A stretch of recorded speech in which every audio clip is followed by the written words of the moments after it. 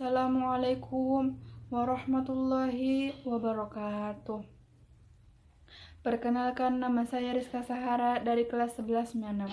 Saya di sini akan membawakan kultum dengan tema generasi milenial adalah generasi yang berakhlakul karimah. Alhamdulillahi rabbil alamin, wassalatu wassalamu ala asrofil anbiya'i wal mursalin wa ala alihi wa sahbihi ajma'in. Amma ba'du. Qala Allah ta'ala bil Qur'anil Karim, a'udzu billahi minasyaitonir rajim. Bismillahirrahmanirrahim. Langkah yang pertama dan yang paling utama, marilah sama-sama kita panjatkan puja dan puji syukur kita kehadirat Allah Subhanahu wa Ta'ala yang telah memberikan kita nikmat kesehatan dan kesempatan sehingga kita bisa menyelenggarakan acara ini. Dan langkah yang kedua, sholawat bertangkaikan salam ke ruh junjungan alam Nabi besar Muhammad Sallallahu Alaihi Wasallam dengan lafaz Allahumma sholli ala Sayyidina Muhammad wa ala ali Sayyidina Muhammad. Yang saya hormati Ibu Kepala Mansatu Mandeling Natal, yang saya hormati Ibu Kepala TU, yang saya hormati Bapak Ibu WKM serta para staf-stafnya, staf pendidik dan kependidikan. Negara ini sangat membutuhkan pemuda-pemudi yang tangguh, jiwa penuh pendirian untuk agama dan negaranya. Agama memerintah, sedangkan negara menggugah semangat para pemuda-pemudi Indonesia untuk agama dan negara ini. Maka pada kesempatan ini izinkan saya untuk membawakan sebuah kultum dengan tema generasi milenial adalah generasi yang berakhlakul karimah. Bapak dan Ibu guru yang saya hormati, sebagai contoh kita ambil dari cerita Ashabul Kahfi, di mana ada 7 orang pemuda yang lari dari kekejaman raja, di mana 7 orang pemuda ini merupakan pemuda yang beriman.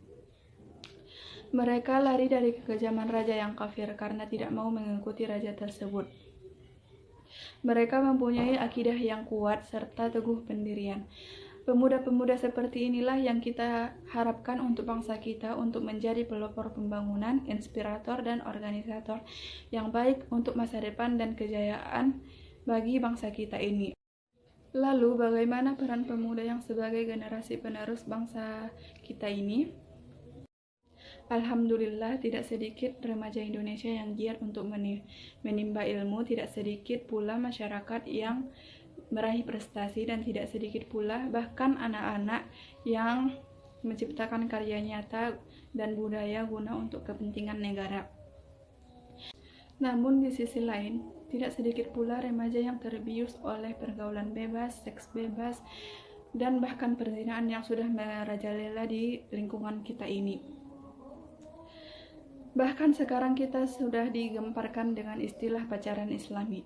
Apakah itu pacaran islami? Bagi mereka yang mau pacaran, yang laki-laki memakai baju takwa, sedangkan yang perempuan memakai busana. Kalau sudah demikian, maka habis berzina mereka pun berkata, cukup ucap astaghfirullahalazim. Masya Allah, na'udzubillahi min zalik. Bapak dan Ibu guru yang saya hormati, apakah ini yang dinamakan dengan generasi yang berakhlakul karimah, di mana perbuatan keji dan mungkar sudah dianggap dihargai dan sudah dianggap biasa dalam masyarakat kita, sedangkan larangan Allah Subhanahu wa Ta'ala diabaikan? Mengapa ini bisa terjadi? Allah Subhanahu wa Ta'ala berfirman dalam Quran surah Al-An'am ayat 79 yang berbunyi, A'udzu billahi minasyaitonir rajim. Bismillahirrahmanirrahim. Wajjahtu wajhiya lillazi fataras samawati wal ard hanifan musliman wa ma ana minal musyrikin. Artinya, sesungguhnya aku menghadapkan wajahku kepada Tuhan, yaitu Allah Subhanahu wa Ta'ala, Rob yang telah menciptakan langit dan bumi, serta cenderung kepada agama yang benar, dan aku bukanlah orang-orang yang mempersekutukan Tuhan.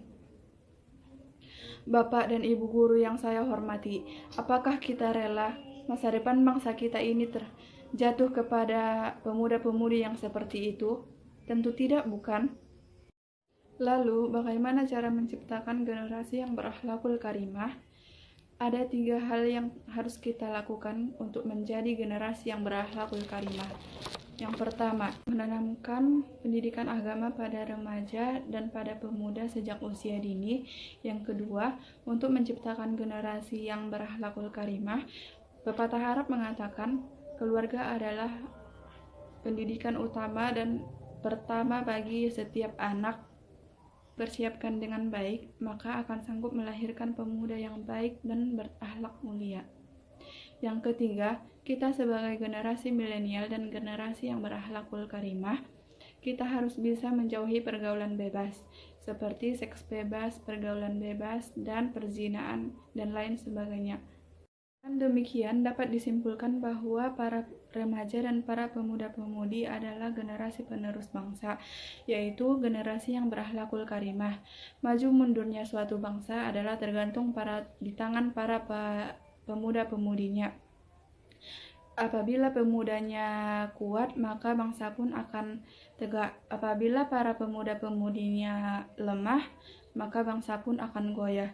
Demikian kultum yang dapat saya berikan. Kurang lebihnya saya mohon maaf. Assalamualaikum warahmatullahi wabarakatuh.